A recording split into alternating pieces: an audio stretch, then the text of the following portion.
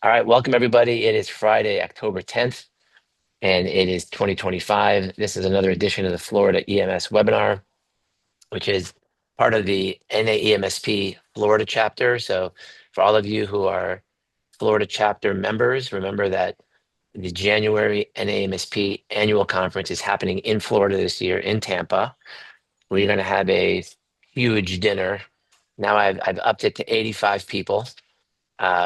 We got it sponsored. It's going to be steak and salmon, and it's going to be amazing. For our Massachusetts friends who are here, if you're going to be at that meeting, you're invited. Um, and basically, that's the annual meeting of the National Association of EMS Physicians and Paramedics, which I would advise everybody, if you're not a member, it's really an unbelievable organization to be a member of. And this year, we have this is our second year doing it. Last year, I had Dr. Sheldon Cheskes as our keynote speaker. This year, I've asked Tanner Smeda to be our keynote speaker, and he's going to be talking about all things cardiac arrest. And we are going to have a grand old time on that Friday night, which is going to be right after our chapter meeting. So, with that being said, the beautiful thing about Florida NMSP in general, is that and this webinar is that you end up meeting a lot of people, and the dots continue to connect. I happen to have known Kirsten, who's you'll hear from here in a little bit, for many years. And then I happened to be driving up to in Boston, and I stopped in at Duxbury Fire, and I got to meet Chief Reardon and the EMS manager, Kirsten Piper. And then with the story that I heard, I met Dr. Eric Axine, who we invited to the webinar, and he's been on the webinar now. And you could start to see how all the dots start to connect. But when you hear the story that you're going to hear today, it's maybe one of the most moving stories that really started with a very difficult call, and ended up with just incredible leadership that followed. But then there was another event that happened that was really life changing, and that's part of the story that you're going to hear today. So, for all of us on the call who work with many, I mean, hundreds and even thousands of people, you all know that times get tough. The question is, what do you do when the times get tough?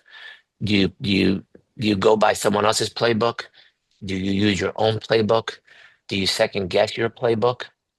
And that's really why I asked Chief Reardon and Kirsten Piper to come on this webinar today. We would need many more minutes than 30. And so, Chief, if you have to take more than 30, please do, because the other webinar is not going on today. But now, without any further ado, Chief Rob Reardon from Duxbury Fire. We're also joined by EMS Manager, which is kind of like an EMS chief, as we would know it, Kirsten Piper, who's just an incredible paramedic and human being. So, Chief, let me pass it over to you. Thank you so much for joining us today, and can't wait to hear your story. Good morning. Thank you for having us both on here today. This is great. And there's a couple things I'm going to hit on today. One of which is relationships, which this is what it's all about, right?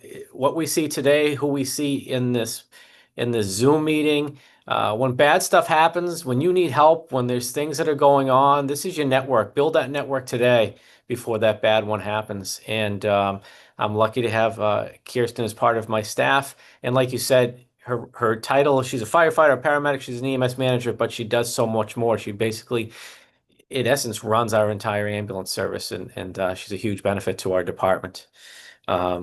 The other big thing I'm going to talk today about is trust, and you're going to hear that as I go through here in some of the things. Here's the biggest thing out of all of this. What I'm going to go over today, they didn't teach me in chief school. They teach us how to fight fires. They teach us how to run, an ambulance or MCI or, that type of stuff. But they don't teach you what to do after the bad one happens. They don't. You're not prepared for this at all. You might hear things about it, but you think that's never going to happen here. It just isn't until it happens. So it was a couple of years back. Got a call for a woman who had reportedly jumped off a roof. It's a regular trauma call. we do a lot of traumatic calls in this town. We have a big stretch of highway. We do trauma on a regular basis. When they got there, they found a woman who had actually jumped headfirst through a window, and they were treating her. We only have 5 or 6 on duty at a time. We try to stay at 6 all the time. So the medics are all working. We're firefighter paramedics. They're working on the patient. Father shows up. Father says, "I'm going to check on the children." He goes down there. They can hear some yelling. And the captain sends 2 of the junior guys down those stairs, goes down those stairs, and sees some stuff that you just don't want to run into. So this all goes back to, if you think about it for a second, if you've ever witnessed a car accident, you're driving along the road and you see a car accident happens in front of you, you have no mental prep time.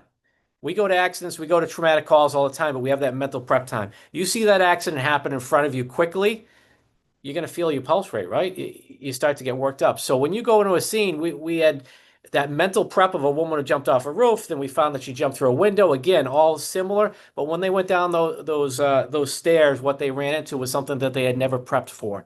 They had no mental prep, and unfortunately, 3 children under the age of 5 were murdered. So that goes into that whole prep time. From then on, every first responder who came to that scene had 0 prep time, including me. We were dispatched for something different. We didn't know what was going on. We called in 5 mutual aid ambulances. We had numerous towns helping us out. But again, we didn't know what was going on, and it was a horrific incident. So here I am. I've been on the job for about 21 years. I was a chief for less than a year, about 6 months. And instantly my world changed that night, where the phone started ringing like crazy. You got to get these people help. I was getting calls from family members. I had never used a critical incident stress team. I really knew nothing about it. I almost questioned, and maybe some people in this room will think this for a second. I almost questioned, like, is this for real?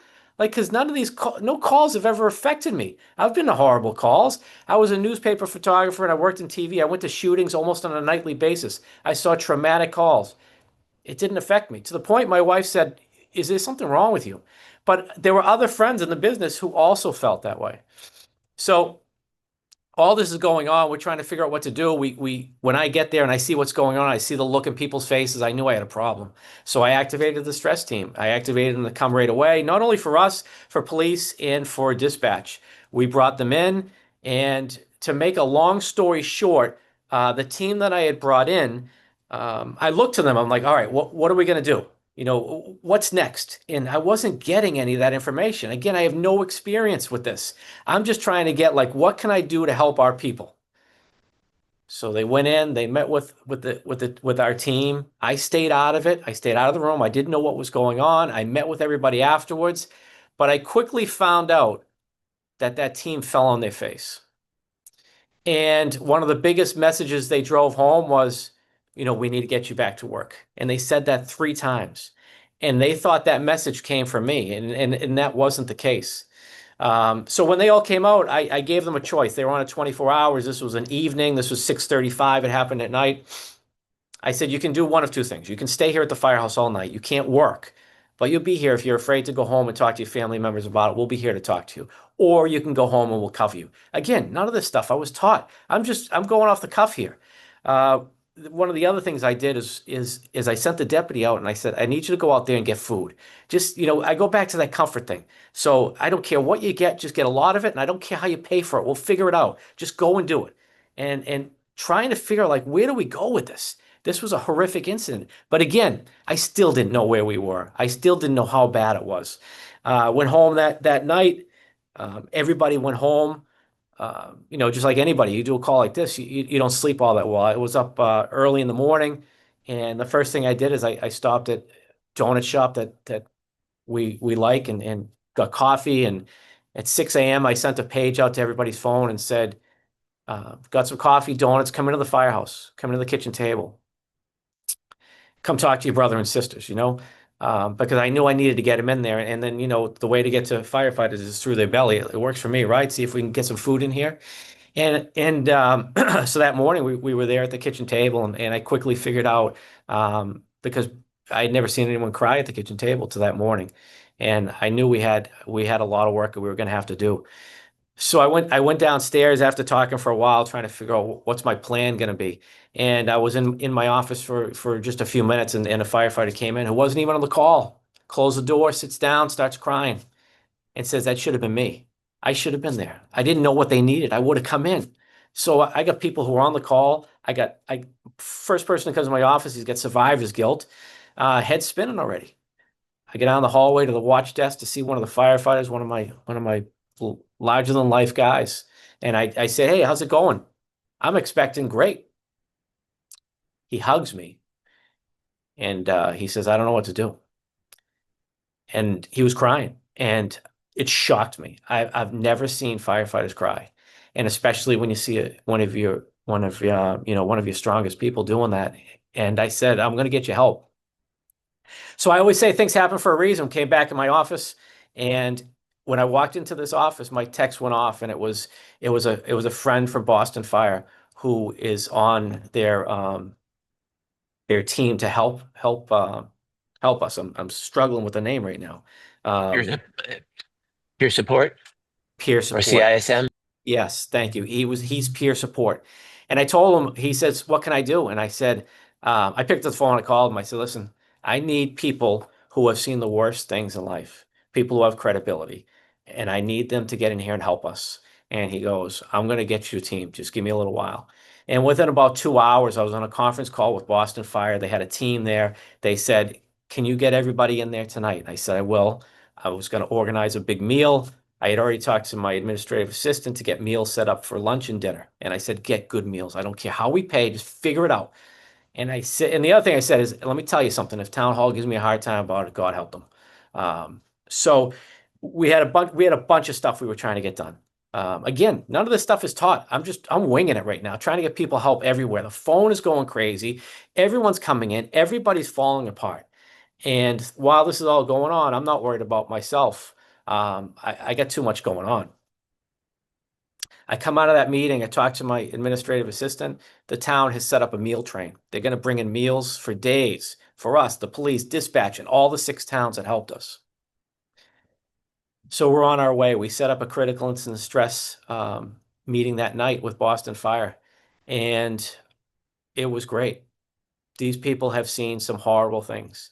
Now, before that, they came into my office here. I had about 6 of them come in here, and I had been stressed out the entire day. Stuff I never was expected to handle or expected to handle. And I remember the first thing one of the members said to me from Boston Fire. He said, "What can we do to help you? What is your biggest worry right now?" And I said, "Well, first is I got to call that other team to tell them that, I'm done with them and we're going to use you." And he said, "I already did it. I fired them on the way down. They won't be bothering you. We're going to take over for you from here." And that team, let me just tell you, that team is totally transformed since our incident, and now they're incredible. So you know how sometimes it takes something bad for good? So that team is turned around. So I don't mean to say bad. Then Boston Fire laid out my list. Here's what I think we should do. And one of the big things they said is, "This is such a horrific incident. We want to do a families night." I had never heard of this. "We want to bring in the spouses, the moms, the dads, and we want to bring them in because they're forgotten so many times." So they gave me a list of so many things to do. And this went on for days, but they helped turn us around. They got us the resources, the support. They put us in touch with the right people. And what if there's two big takeaways for me. One is trust. No matter what people come in and tell me, I don't tell anybody, nobody. And I know it bothers people, but I don't tell the deputy, the town manager, my boss, administrative assistant, nothing. If people want to get help and no one wants to know about it, I hide it. Because that's personal, right? There's a stigma out there. People are afraid to get help. So I know all the deep, dark secrets, and I don't tell anybody. All I do is try to support them as much as I can. And so we did the best that we could, and it took a while to rebuild. There's a lot of things we did, a lot of team building, things that there's no book on. So I taught you about trust. The other thing that I've learned with this is, and look at us, we're a perfect example of it. People don't know how to handle this. So since this incident, I've got calls from so many departments looking for help. What did you do? How did you do it? And the biggest example is the Secret Service. The Secret Service called, they knew what I did. And I said, I'm just the chief of Duxbury. There's 28 people we have. I mean, come on, you're the Secret Service. And they wanted me to come in and fly into Washington to work with them. So this goes back to all your organizations, us included. We don't have any plans for how to handle this. And I'm seeing that more and more as organizations ask me to come in and do the presentation that you saw at Gillette Stadium. Now, I'm breezing through this for time, but I think the important part that I want to tell you here is after all this happened, my head was spinning, but it was 2 months later. My biggest fear through this whole thing was firefighter suicide. It's what kept me up, and it still has me worried because we had 9 people in a critical state. And I worried about them all the time. I was trying to do everything I could to get them anything they needed that would help them. I was on the way home from a working fire we had. This was about 2 months after that incident. Driving home, a woman jumps out in front of me on the road, waving her hands. I see a car pulled over. I just pulled the car over. I'm in my cruiser. I turn the lights on. I look over. I can see a gentleman who slumped over. I pick up the radio. I call the local fire department and said, "Can you start police and fire? I have an unconscious." I get out of the car. I go walking over. Gentleman slumped over. There's a gun on the ground. I go to evaluate him, and he had just shot himself in front of his fiance in the car moments before I showed up, and it was a fireman, and I did my thing. I worked with the police. We tried to do everything we could, but there was nothing we could do. We weren't able to save his life. That was on a Saturday night. Sunday, I tried to plow through, but I remember the call was here. Here's a guy that nothing has ever bothered me. Obviously the call that I just told you bothered me, but put this on top of it, it was just here. And I knew I wasn't right, but I wasn't going to tell anybody because I can't tell anybody. I got to keep this. I got to keep this quiet. I don't want the stigma. I don't want people thinking I'm weak. Came in Monday. Kirsten's on my admin team. I think we're very close. Our admin team, we know, when someone's having a bad day, you can look at them, right? You know. I came in, I remember I did meetings, and I remember I came back after lunch, and it was in this office, and I knew I wasn't right. And so she came in my office, and my door is always open, and she closed the door behind her, and I'm like, "What are you closing my door for?" And she said, I know what happened Saturday night. And me being the cocky chief that I am, I'm like, "Yeah, so?" And she's like, "You need help." And I remember crying, and I said, "I can't get help. Um, I'm the chief." And I said, "People will think I can't make decisions. I'll be attacked. The town manager will want to fire me. The guys are going to think I'm weak." And do you want to talk, Kirsten? Do you want to tell them what you told me? You gotta turn that mic off or turn the Yeah. mic on. There you go. I told the chief, I said, this is your time to shine. This is a time that you can show people that how strong you actually are after everything that we've all gone through, and you got this added on to you, and you can show that you need help and you are stronger than anybody else in this department because you can admit it. For me, he hid when I knew that I needed help. He hid that because I didn't want that weakness to show around the department. But I wanted him because of his strength and how well he runs the department. I wanted all the other guys at the department to see that if you need help, it's okay. And it really changed things for others that were on that call when he made the choice to come out and say, "I'm getting help." I have a quick. I'm gonna jump in real quick and ask you, Kirsten. So, um, normally that's difficult to do, right? When you have the chain of command and you know that someone is needing help. a lot of people don't do that. They don't want to go into the office, close the door, and speak. What they say, truth to power. Um, what enabled you to do that? Is that just your personality, or were you worried about Chief? Like, what was your the actual reason that made you go do that? Um, we started when I started at Duxbury Fire, we were on the same shift. So we kind of Okay. grew through the department together. I consider him a close friend. I trust him and just the way that he runs the department. I worried about him.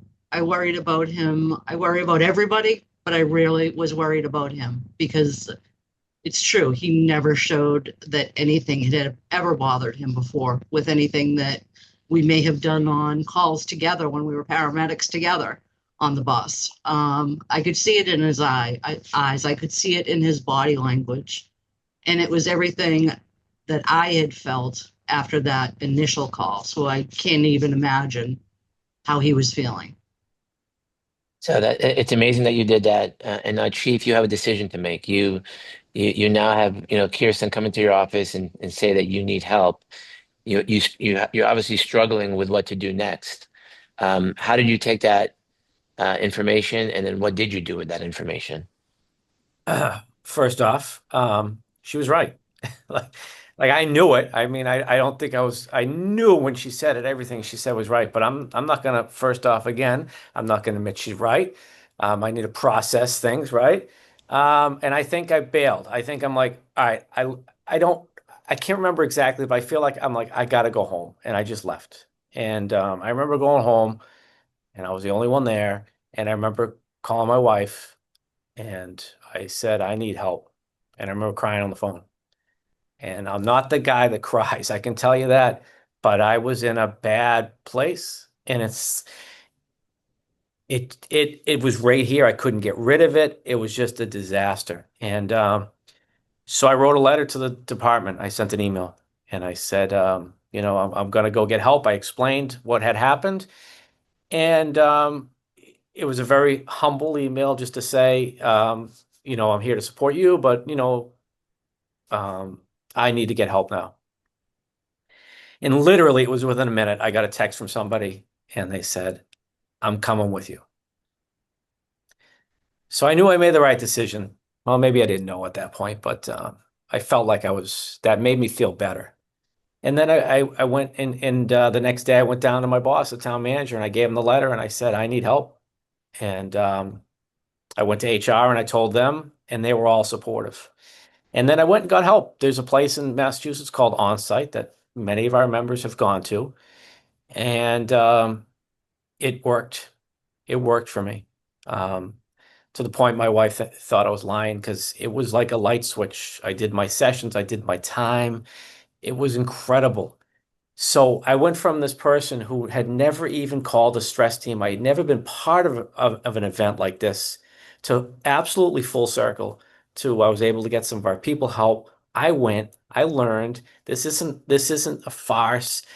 Forget the stigma. Now I don't care. It's like bring it on. Like you got something to say.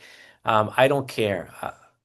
They put me on the board of directors for the state for this critical incident stress because they said so many chiefs don't realize, like me, and don't support their people and would rather push someone out. Like, let's just get rid of them, right? They're damaged goods.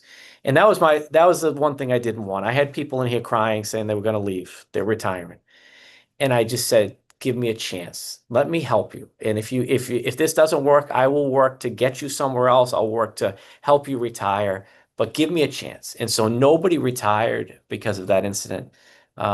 And we still have a lot of work to do. This is always going to be in our backpack. Um, and I always try to think uh, things happen for a reason. I always try to say that.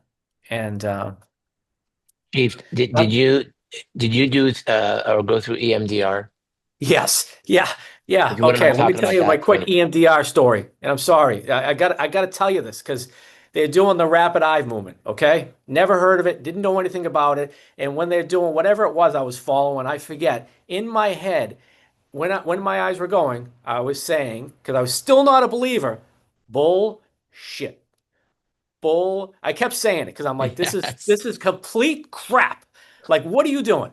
It worked. I did a couple sessions of it. It worked. Oh my God. So yeah, listen, I'm stubborn. And that's why I tell you all this stuff, because I think if you look at a lot of us, right, we're too tough, right? We don't need this. EMDR is baloney. But it worked for us. It really did. Yeah, I mean, it's funny that I've been recommended to go there, but I'm still on the stubborn side. You know, I've gotten help. It was reluctant at first, but I still think that I need to do that. Um, you just happen to have that on site. Is that where you got all the where everything is being taken care of at one place? It's not the EAP, which the people don't know what they're talking about. Is it are No. these people normally dealing with firefighters? Like how does that work Yes. there? Yes, very specific. They handle firefighters, police officers. They'll do dispatchers. They'll do corrections officers, and I think sometimes nurses too. But yeah, they're very versed in it, and it's you're not talking to somebody that you're going to make cry when you tell them the story. Because it's funny, I remember right after this happened, I got grabbed by uh, somebody who was a chief of Boston police and they sent me somewhere. And I remember when I was telling the story, I could just see it in her eyes. I'm crushing her. And I'm like, this is not working. And I never came back. I walked out and I'm like, this is not for me. I got to worry about helping my people. I'm not worried about me right now. Yeah. Let me turn back to you, Kirsten. I know that you know, when Chief was talking about the story initially, you know, we're talking about his story with the firefighter that died by suicide. You've been through a hell of a lot, um, and you know they always say that it's the helpers that need help, which is what we're talking about today.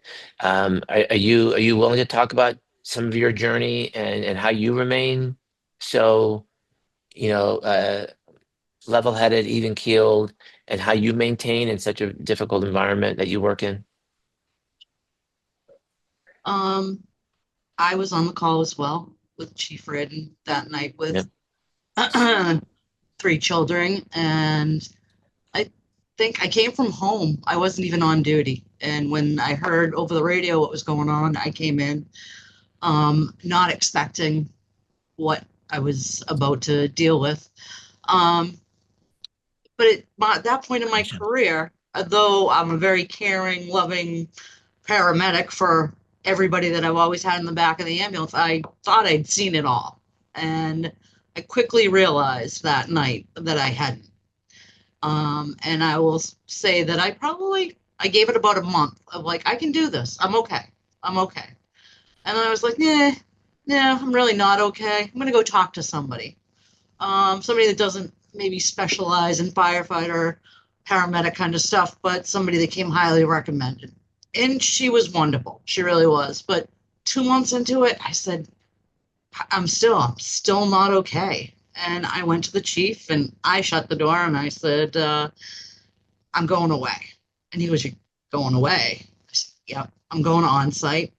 And I didn't want people to know at work. And he kept that secret for me for a long time until I was comfortable with it. And I went and I did the rapid eye movement treatment and I met some of the most caring people that I've ever met in my life that still reach out and I still have contact with 2 years later. I cannot say between the support that I got from Chief Reardon and the support that I got at On-Site Academy, I definitely would have retired. I would have retired. That's incredible that you have that you had the wherewithal to understand it. You knew the first treatment was wrong and you went to the right one. And it makes me wonder, you know, to see what you guys have done, the leadership, the just so impressive, that connection that you have. And you know, I'm a big tennis player, so you know, I follow some of the big tennis players, and one of them, Jokic, says that half of the game is mental and half of the game is physical. And he travels, he's been traveling for his entire career with his therapist or with a psychologist, a sports psychologist. And I'm thinking to myself, so the professional athletes have psychologists, right? And they're not seeing death and they're not seeing kids murdered and they're not seeing people flying out of windows or people mangled in a car on the highway. And here we are.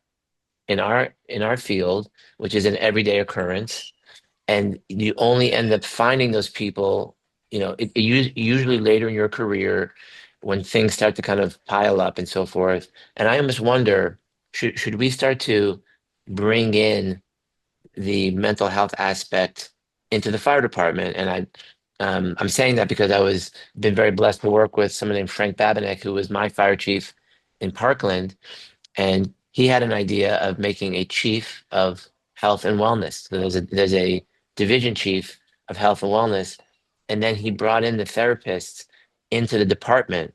He gave them the uniform. He didn't pay them a dollar, but he says, "You come in, you come to all our events. You know." He made them cut cars and do all the stuff so they understood what we did, and then it benefited them because when someone needed them, they had a private practice. So it wasn't going to the EAP. And I just thought that was so smart. And I wonder if that every fire department needs to have a division of health and safety. So, Chief, let me bring it back to you. What what are your thoughts after what you've been through and what you've seen and what you've done? Being a leader, now you're traveling all over the world to speak to people. Um, what's the vision of the future you have for the fire service to prevent and mitigate these issues? So it goes back to that trust thing. There's a number of things that we did that others hadn't done yet. And I want to talk about this before I get to where you are so you can understand. One of which is I met with everybody and I gave everybody the opportunity to go for a wellness exam, basically a fit for duty. But the reason was purely so that if Kirsten wanted to retire because this was too much for her, it would be logged, this incident would be there, and they would say, yes, this is on the job. She doesn't have to go anywhere. But she had to trust me to do that, right? She had to know I didn't have an ulterior motive to say, I'm getting rid of her. Now, I met with people and I said, I'm not going to be the chief forever. And the person who replaces me might not be as sympathetic because they didn't live this like I did. So I had a crew that went, not everybody went. And what was done there is everything related to this incident is covered. Their sick time, their prescriptions, their co-pays, all of that is covered. And if they get to that point where this is too much, they can go and retire on the job. So that goes back to what you're talking about. If you want to have somebody come in, there has to be that trust. There's going to be people who are going to be for it and not, right? People are afraid to put their baggage out there. We all have it. We all have Mhm. we use it absolutely. I don't know what the solution is, but one of the things that I would like to see is easier access. Because if you're looking at the stress teams around here, they're running like crazy. Now that I'm Mhm. involved a little bit, because sometimes I'll be called in to help a chief maybe say you really should bring them in. Or they'll ask, what would you do? Would you? And most of the time it's like, absolutely, no doubt. You have to do it.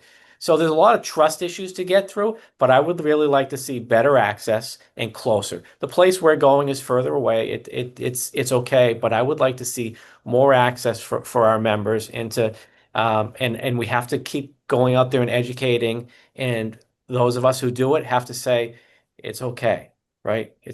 It's okay. And again, I go back to that everything happens for a reason. This was horrific, but I try to take positives. And when a department needs help, we are more than willing to just talk to them and give them some guidance. We don't have all the answers, but here's our playbook of what we did.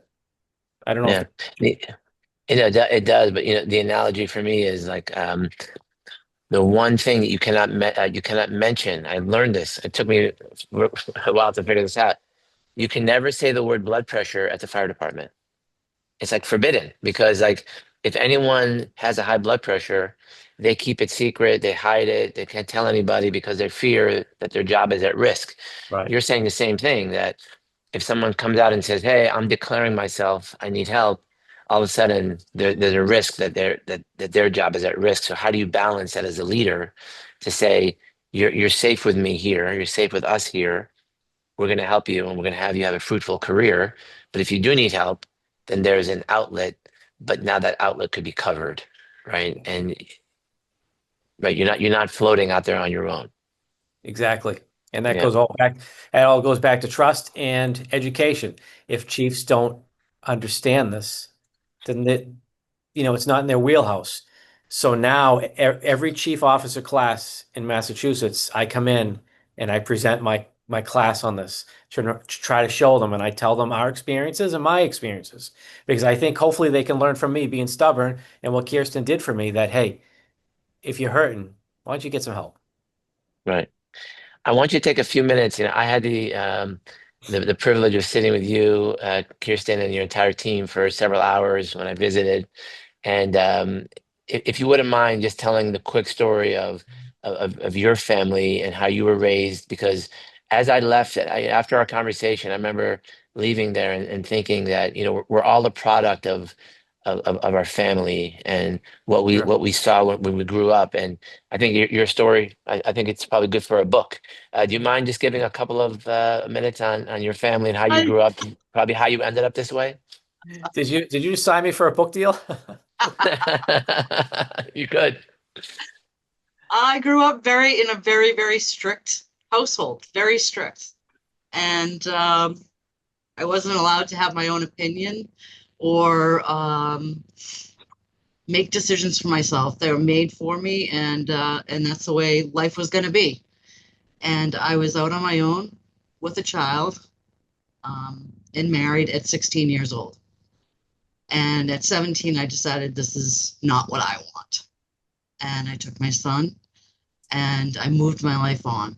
And I tried for a long time, different areas of work to find what I actually needed and gonna, what somebody else was gonna tell me how to do it and how to make myself. And when I got into being an EMT, it just fulfilled me because I got to show people love. I got to show people caring. I got to show people that it's going to be okay. Or I'll do anything I can to make it okay. And, I was a kid raising a kid, and somehow I got through it. And when I came to Duxbury Fire, I was the first female in a group of really old school firefighters that did not want a female here. And it was tough. All right, and the chief was there for my first year. It was a tough year. I almost quit. Um, but I got through it. And I got through it because of the resilience somehow inside of me. I think it was from my childhood, that I can do this. I can do anything. And I got through my first year, and I've never looked back since. Um, my son's an adult now. I have grandchildren. I made it through. I'm 19 years on the job here in Duxbury, and I paramedic for, gosh, 24, 25 years. So um, that's me. Was there something else that I told you that day that? Well, no, now I know why you and Chief Reardon are so alike. I mean, you have your beautiful the photos of your beautiful family and your grandkids, but where you came from, I think really impacts who you become as a leader later. It's not teachable. And I know that Chief, you have a similar story, right? Chief Yeah. Reardon? I my father was an alcoholic, and when I was like 6 months old, my mom said, "Hey, either you're gonna get clean or hit the road." And so he got clean, and he opened a halfway house. So when I was younger, I watched him take care of people, mainly middle-aged men like me who were on the bottle and were losing their family. And I watched how he treated them.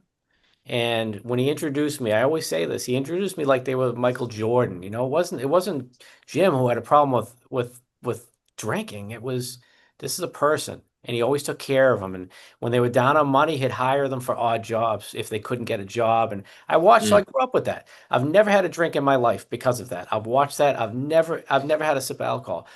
But I think that's where I learned how to take care of people. I watched it, and I'm just able to do it now with my people, where I'll do anything I can to help them and their family. And Kirsten's the same way. We're, we're we're we're here to help them do their job, and anything I can do to keep them here longer, and keep them safe is that's my job. Tell us about that halfway house. Is still open? Yeah, so my dad passed away just a couple days after 9/11, and then my mom took over the halfway house, but it just became too much. She did a good job, but it was too much. So there's a bigger system up here called the Gavin Foundation. So we handed it over to them. It's in their bigger system, and my mom serves on the board. I help with fundraisers, and so the legacy still carries on. They're still helping people, which is great, and that's what matters here. You both have a legacy of leadership. It's just incredible to see what you've done, how you've done it. I would love to bring in um, some of the folks on the call, many of them who have been through some difficult times. I'm just looking at the names on the list.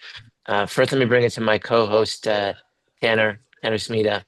Tanner, you've heard this uh, heroic leadership. Someone like yourself who's been a paramedic, you're coming up through the ranks. What are your thoughts?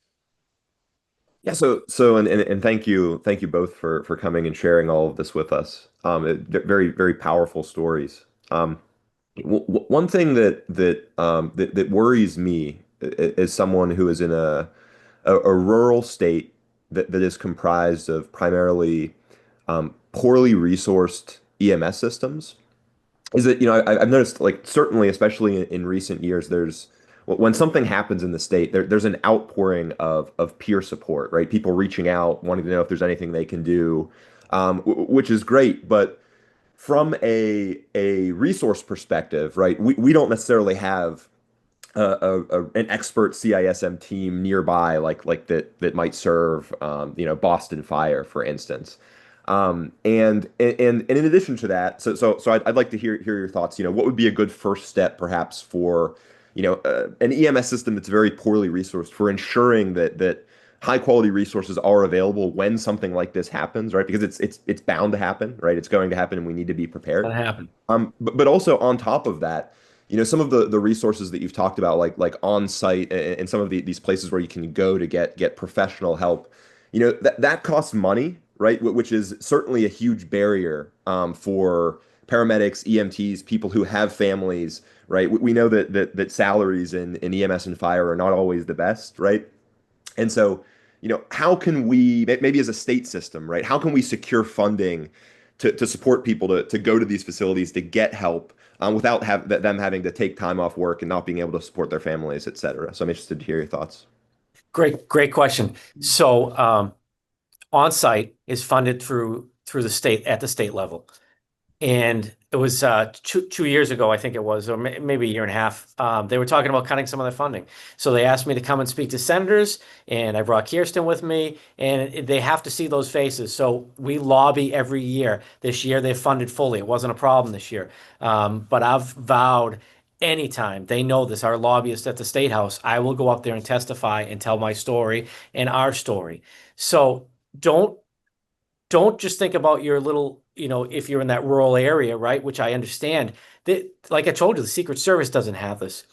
Indianapolis, Indiana, they reached out. I met with their staff at was it the State House, and they wanted to know about our program because they said that they want to do something similar. They wanted to know about on-site. There's so many places not doing it. So first steps, I think the first steps would be to reach out to an organization like on-site and then collaborate and try to get some State House money. But the last thing I want to mention is if something like this were to happen to you, to your organization, I got calls from a chief I knew in Texas. He wanted to fly his team up here for me to take care of our people. I got a call from FDNY. They offered help. The outpouring of support we got because this was national attention.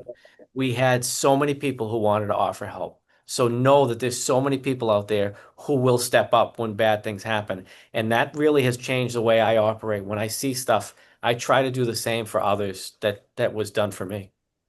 Yeah. And Tanner, I'm also going to throw in because Mike Humphrey, our friends from Canada, and I'll have Mike. I'm going to have you come on in here to talk about it. But um, in Coral Springs, we started something years ago, thanks to Chief Babinick, who's now since retired. But we have something called the Florida Health and Safety Collaborative, long name. There's a website where it's R&D galore, rip off and duplicate, and it's become this huge community from near and far. So let me bring in Mike Humphrey from Lethbridge Fire and EMS, an amazing, probably one of the most high performing EMS systems I've ever seen. Have great people. Um, so Mike, you want to come in and talk about what you did? Because you guys are probably less. I know you guys are resourced, but in this particular item, you were not resourced. Let us know what you did. Yeah, thank you, Dr. Gantivi. Rob, just a great presentation. Thank you so much. Thank you for your time and crazy incident that you guys had to deal with there.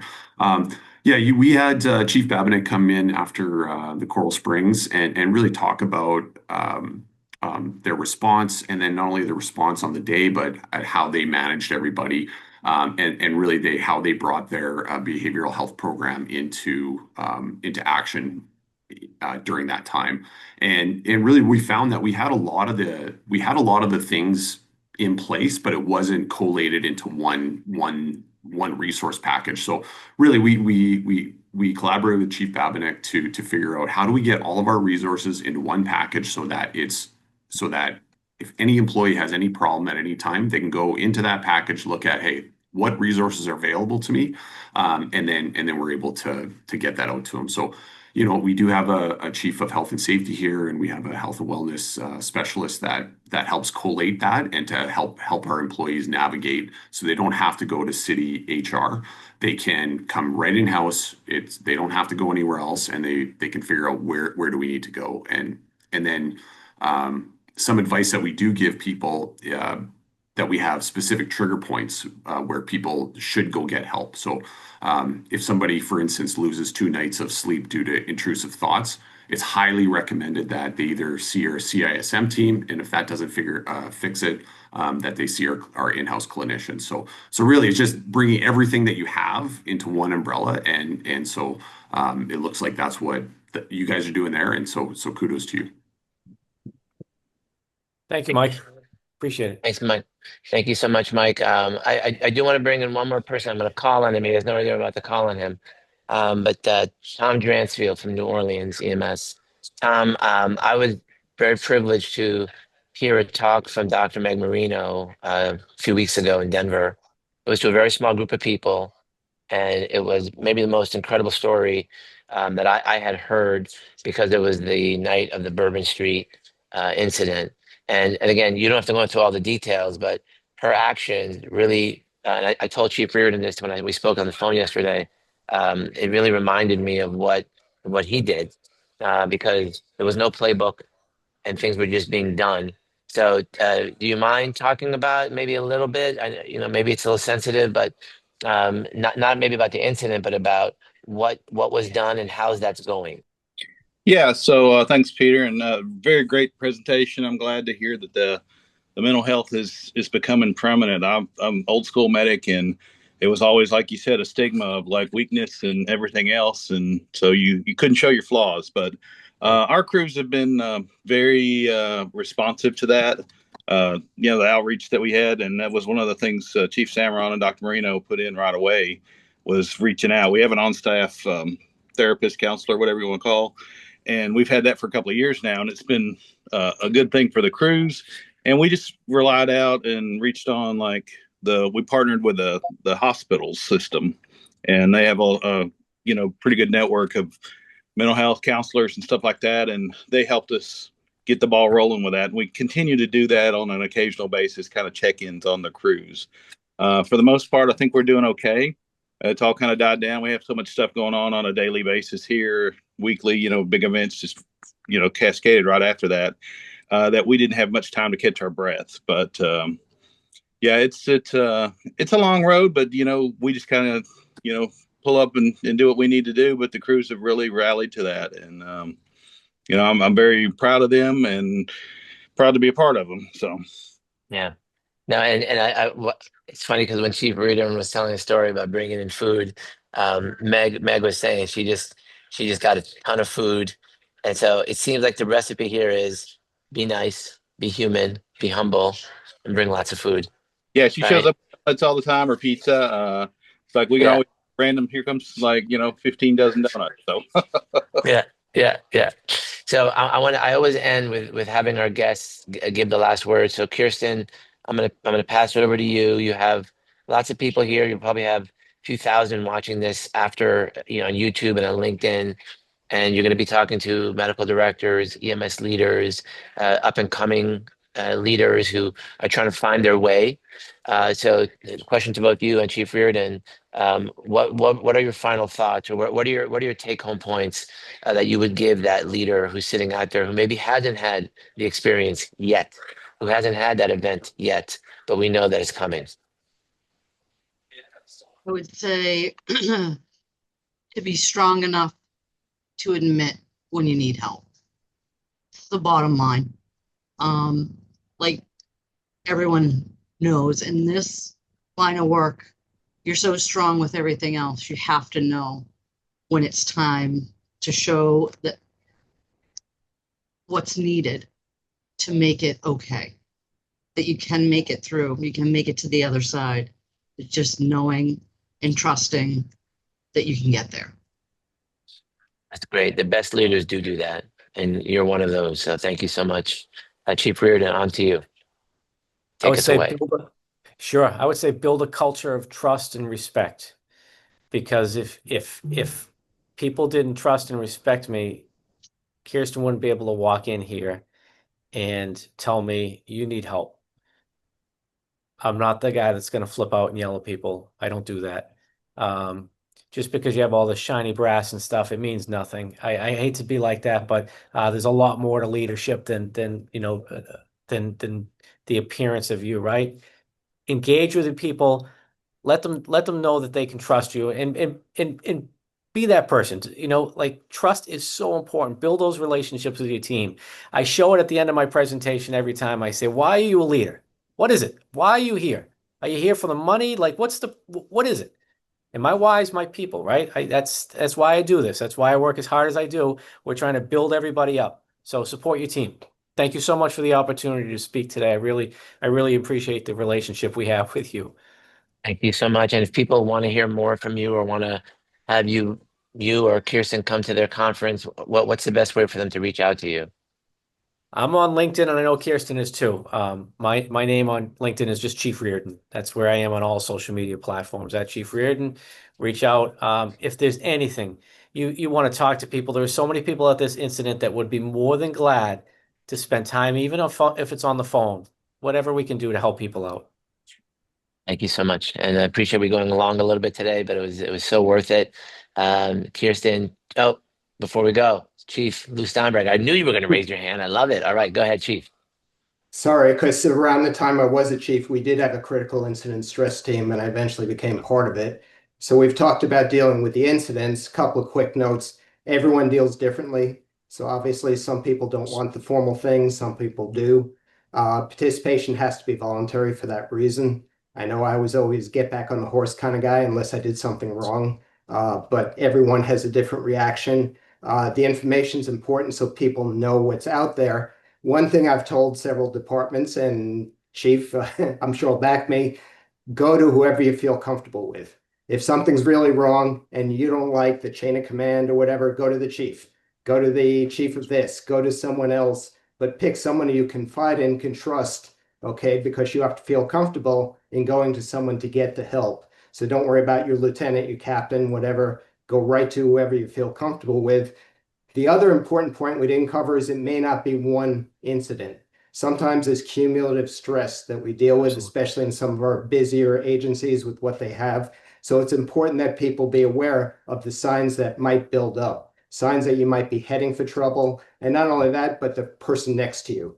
Know that if their behavior changed, if something's up, talk to them. Peer support is great. Like, hey man, I notice you're not on the ball, you're withdrawing, you're this and that. It might be time to get some help. So it's really important to know nowadays that we deal with cumulative stress as much as situational stress is.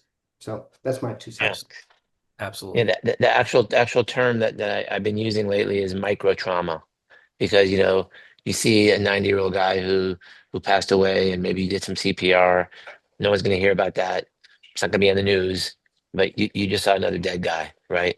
And then you just, you see a septic patient, and then you see a patient who is living on the street, and all that impacts you. It all weighs heavy on the heart. So in Rob and Kirsten's case here, it took a larger event to expose what you're talking about, which is there's like a baseline amount of stress that everyone in fire and EMS is feeling, right? And that's why I think, I think Rob said it really well. Is like, you know, have trust, create a system of, create an organization that is trustworthy, so that people can come to you at any time, not just for the big one. That's what you're saying, Lou, right? It's like it's always there on top of what's going to happen, on top of the Bourbon Yeah, Street thing.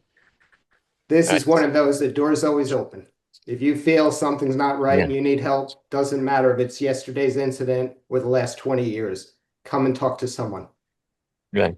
And it's funny because Tom just kind of breezed over it when he said it, but he says we have so much going on here all day long that we already passed that thing. Like when 71 people get run over on Bourbon Street, and it hasn't even been a year yet, and you're already on to the next 25 things that have happened. Can you just imagine the weight that's sitting on? And Tom, how many people do you have in New Orleans EMS? How many hundreds of people? We got about 100 staff, about 150, 160 right now. Right. So you have that big call volume happening, and 160 people are feeling the burden, and it only gets exposed when it makes the evening news. So it's something that we all should think about, and take the lead of people like Chief Reardon, and Kirsten Piper and Frank Babinek and many others. So appreciate you guys. I took 30 additional minutes today, but it was so worth the time. Appreciate you coming on, and we appreciate you also offering to help others in their time of need. So we'll definitely stay in close contact. If I'm in the area again, I'm going to come and sit down You're welcome. and enjoy more time with you guys. Thank you Thank- so much. All right. Thank you, everyone. Have a great weekend. Stay safe. Thanks. You too, Chief. Bye, Kirsten. See you. See you Bye. in the EMS world and in Indiana. Can't wait. Can't wait. Thank you. All right. Bye, guys.